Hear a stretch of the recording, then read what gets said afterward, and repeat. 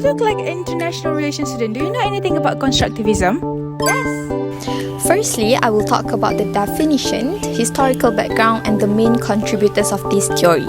So, constructivism is a theoretical perspective that explains international relations through the lens of social constructs such as belief, identities, and shared values.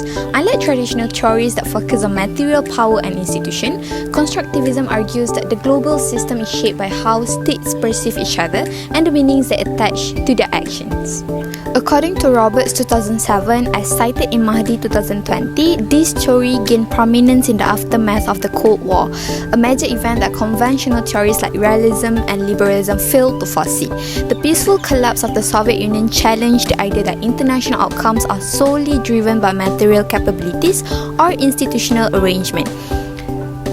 Nicholas Onoff was the first to use the term constructivism in international relations. However, Alexander Wen is one of the most influential figures in developing the theory further.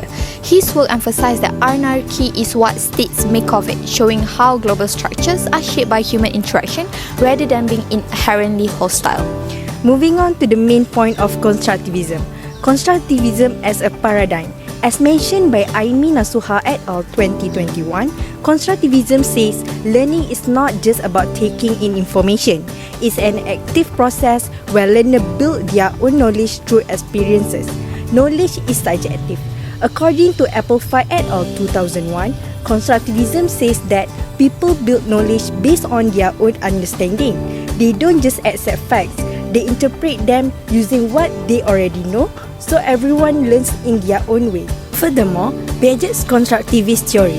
As an example of theory, Piaget believed children go through three processes to develop cognitively. First, scheme, mental structure that help organize information.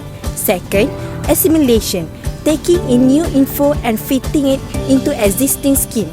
Accommodation, modifying existing schemes or creating new ones to adapt to new information. Other than that, the key principle of constructivist learning. According to Greening 1998, here are some important principles of constructivist learning. First, learners construct knowledge from experiences. Second, knowledge lives in the mind of the learner, not outside of them. And third, people learn by interpreting events based on their own belief and values. Moreover, constructivism in international relations. Constructivists believe international relations are shaped by people values, belief and rules. According to Slaughter 2019, as cited by Mahdi 2020, states are not only driven by power but also by people's thought and belief. Constructivism focuses on the social side of global politics. It says we need to look at both idea and power, like culture and identity. International relations happen because of human decision and not by nature. Moving on to the analysis of the theory. First, let's take a look at the overview of constructivism. Constructivism is a theory in international relations that focuses on the social aspects of state behavior such as ideas, norms, and identities. Unlike other theories like realism and liberalism, which concentrate on material power and institutions, constructivism argues that the way states perceive and interact with each other plays a crucial role in the shaping of global system. The theory gained prominence after the Cold War, when traditional theory struggled to explain the peaceful collapse of the Soviet Union. Constructivism emphasized that international outcomes are shaped by human interactions and the shared understanding among states, rather than just by material power alone. Now let's take a look at the key assumptions of constructivism. First, identity and interests are constructed. In constructivism, the identities and interests of states are not fixed but are shaped by social, historical, and cultural factors. This challenges realist ideas that assume state interests are determined by material power. State behavior changes as states' identities and interests evolve over time. The second assumption is mutual constitution of agents and structures. A core idea in constructivism is that states and structures are mutually constitutive. This means that states and the international system influence each other in an ongoing cycle. The international system is constantly evolving due to the interaction between states and global structures, rather than being fixed or static. So the third assumption is social construction of international politics. Constructivism argues that international relations are shaped not only by material factors like power, but also by social constructs such as ideas, norms, and identities. The international system is determined by how states see each other and their interactions. These perceptions evolve over time and they influence state behavior. States might cooperate based on shared values or beliefs rather than material interests. For example, democratic states often form alliances due to shared political values, not just because of strategic interests. This idea helps explain why states may work together even when it doesn't benefit them materially. Moving on to the importance of shared ideas and norms. Constructivism emphasizes that shared ideas and norms play a crucial role in shaping state behavior. States' identities and interests are influenced by the norms and values they hold, as well as by how they perceive and interact with others. Shared values between states can lead to cooperation, while differing beliefs may result in conflict. For example, democratic states tend to collaborate more because they share common political ideologies and values. On the other hand, states with opposing ideologies might not cooperate or may even find themselves in conflict. Shared norms such as human rights or environmental protection can drive states to cooperate in global matters even when not directly affected by those issues. Every theory has its pros and cons, so now let's take a look at the advantages of constructivism. The first advantage is it helps explain changes in international behavior. Constructivism is effective in explaining how global norms evolve and influence state behavior. For example, the increased focus on human rights and environmental protection can be understood through the lens of constructivism, as it emphasizes the role of shared values in shaping international actions. The second advantage is it focuses on non-material factors. Unlike theories like realism and liberalism, which focus on material factors like power and security, constructivism looks at ideas, beliefs, and norms, which offers a more comprehensive understanding of why states act the way they do, considering not only material interests but also social influences. As for the disadvantages of constructivism, the first is it is hard to predict state behavior.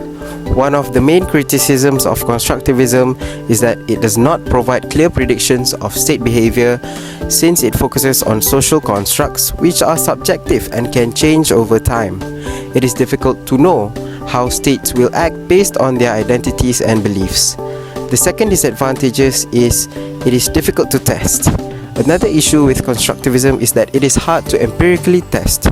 Since it deals with ideas and beliefs which are intangible and subjective, it is challenging to measure and test constructivist theories in a concrete way.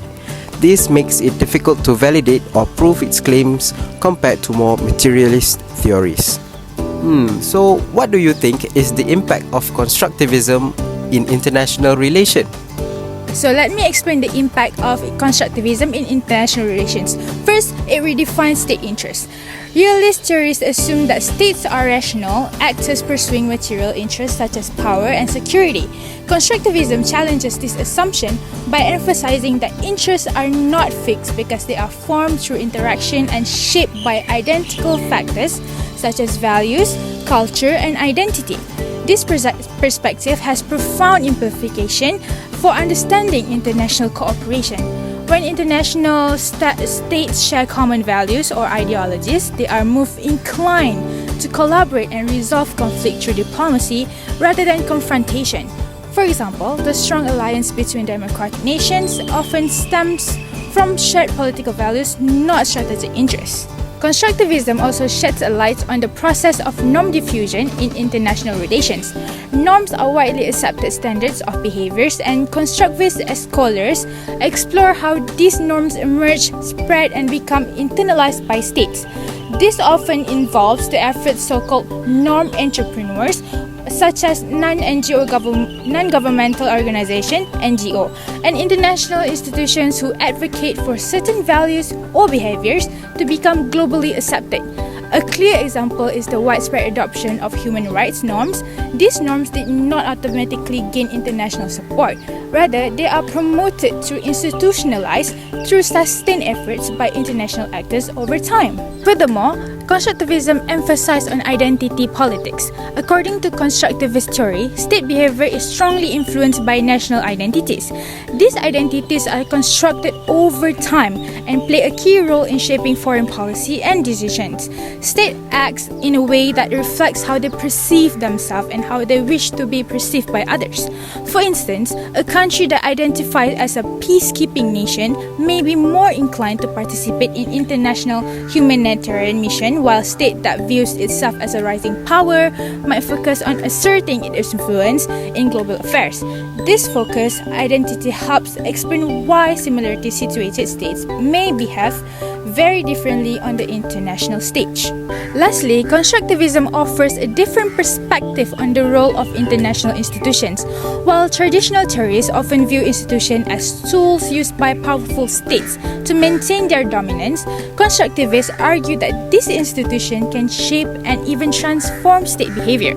By promoting certain norms and values, international organizations become platforms for social interaction and ideational influence. For example, the United Nations is not just a coordinating body, but it's just because it actively shapes global expectations regarding peace, human rights, and development through its norms and declarations. Okay, so let's take a look at how constructivism in international relations can be summed up. Constructivism is one of the important theories in international relations that explain how the behavior of country is shaped by ideas, belief and identity, not just power or money. Unlike realism that focus on power and self-interest, or liberalism that highlight institution and cooperation, constructivism looks at how states see themselves and others. This theory was first introduced by Nicholas Onus and later developed by Alexander Wayne, who famously said anarchy is what states make of it. After the Cold War, constructivism became more relevant because older theories could not fully explain why the Soviet Union collapsed peacefully. This showed that changes in identity and shared belief can affect the international system. Constructivism also explains why countries that share the same value are more likely to work together, and how global institutions like the United Nations play a role in spreading positive norms and encouraging cooperation. To conclude, constructivism gives us a new way to understand international relations. It reminds us that how countries act is not always about power or military, but often about who they think they are and how they see others.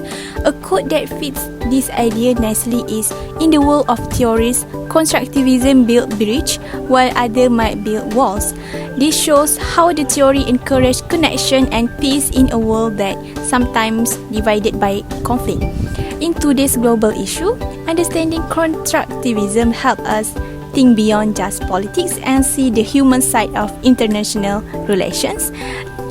My name is Haifa Sofia and I'm from Group 1. My question is, according to constructivism, how do human thoughts and decisions influence international relations? Thank you for this question. To answer the question, according to constructivism, human thought and decision shape international relations by influencing how states see themselves and others. People believe, value, and ideas help create the rules, norms, and identities that guide how countries behave. This means international relations are not fixed or natural, they are built through human interaction and shared understanding. Hi, my name is Siti Nadira binti Muhammad Amin and I'm from Group 2. I have a question. How does the current ASEAN Summit in Kuala Lumpur reflect constructivist ideas? Thank you. Thank you for the question. To answer the question, it shows constructivism because ASEAN countries like Malaysia are working together based on shared value like unity and peace. For example, they are discussing on how to handle the conflict in Myanmar and protect the South China Sea. This cooperation shows how shared identity and belief can help solve the problem together, not just using the power. My name is Ifa Adila from Group 3. So my question is, why is Alexander Wang considered more influential than Nicholas Ornath in constructivist theory, even though Ornath coined the term? That's all. Thank you. To answer the question, while Nicholas Ornath introduced the term constructivism in international relations, Alexander Wang played a key role in popularizing and developing its core ideas. So Wang's 1992 article, Anarchy is What States Make of It, and his later work provided a clear theoretical framework that demonstrates how state behavior is shaped by social interactions and shared meanings. His accessible writing and strong challenge to dominant theories like realism helped establish constructivism as a major international relation perspective. Hi, my name is Muhammad Azim. My name is Muhammad Fizwan. We are from Group 4. Our question is, how can constructivism help us understand the cooperation between democratic states? Thank you. So to answer that question, constructivism helps us to understand between the cooperation of democratic states by emphasizing the role of shared values and norms. States that share similar political ideologies and beliefs, such as democracy, are more likely to cooperate. For example, democratic states tend to form alliances and engage in international agreements, not just for material interests, but because they value similar principles like human rights, freedom, and rule of law. These shared beliefs create a sense of common identity, which leads to greater collaboration in global politics. Hi, Assalamualaikum. My name is Tarif from Group 5. So my question is, what are the limitations of constructivism when analysing the conflict? Okay, so constructivism has limitations in analyzing conflict because it focuses more on ideas, norms, and identities more than material power like military strength. This makes it less effective in explaining fast-moving or violent conflicts. It also lacks strong predictive power and can be vague when identifying causes. Additionally, it struggles to explain why norms sometimes fail to prevent conflict or why actors choose to violate them.